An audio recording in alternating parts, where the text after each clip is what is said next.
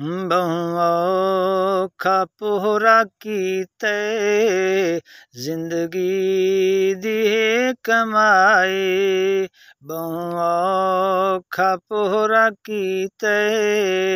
जिंदगी दी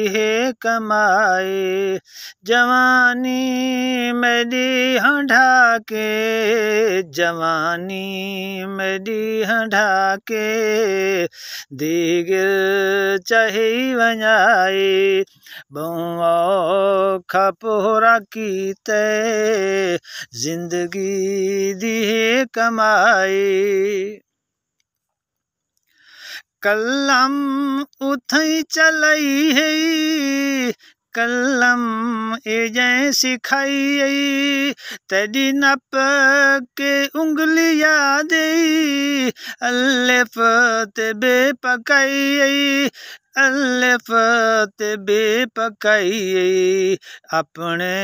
मोहसिन दा मोहसिन दस के खड़े बचाए अपने मोहसिन दा मोहसिन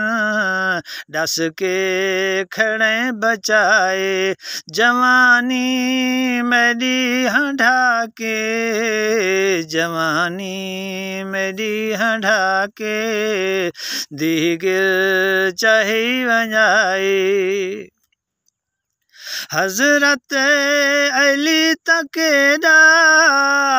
रुतबाई वधाया एक लफ्ज़ जे पढ़ाया आका ओनू बनाया आका ओनू बनाया तै गुलाम है बनाया ये भी दो दिना दिशाई तै गुलाम है बनाया ये भी दो दिना दिशाही जवानी मेरी हंढा के जवानी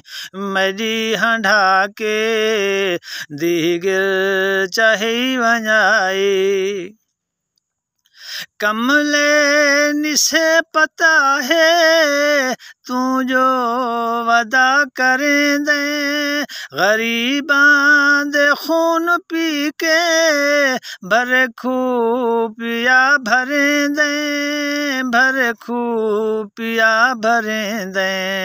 तेरे हेठ कीमती शई साडे सिर ते नहीं रजाई तेरे हेठ कीमती शई साडे सिर ते नहीं रजाई जवानी मेरी हंढा के जवानी मेरी हंढा के दीगिर चाही वञाई तेरे ज़िम्मे केड़ा कम हा कीती वदे गफलत इस्लाह कानूनियत नू समझी वदे हो जुरअत समझी वदे हो जुरअत ऊंदी लाठी बे आवाज़े सियाणा ये गल दसाई ऊंदी लाठी बे आवाज़े सियाणा है गल दसाई जवानी मेरी हंढा के जवानी मेरी हंढा के दीगिर चाही वञाई इसे आस ते बकाया कई साडे कम ते काजन पुत्रां दे ढेर खाभन धीरी दे कीते डाजन धीरी दे कीते डाजन सखणे हथें टुरा नहीं तेरी इज्जत माणे जाए सखणे हथें टुरा नहीं तेरी इज्जत माणे जाए जवानी मेरी हंढा के जवानी मेरी हंढा के दीगिर चाही वञाई मुनसिफ़ बेरहम थी गए बोलण ॾींदे ज़ालिम जंहिंजे हक़ ते ॾाक पोवे कुरलाट हूंदे नाज़िम कुरलाट हूंदे नाज़िम साईं रहम दी अपीले बेफर्दी मन दुहाए साईं रहम दी अपीले बेफर्दी मन दुहाए जवानी में ॾींहं ढाके जवानी में ॾींहं ढाके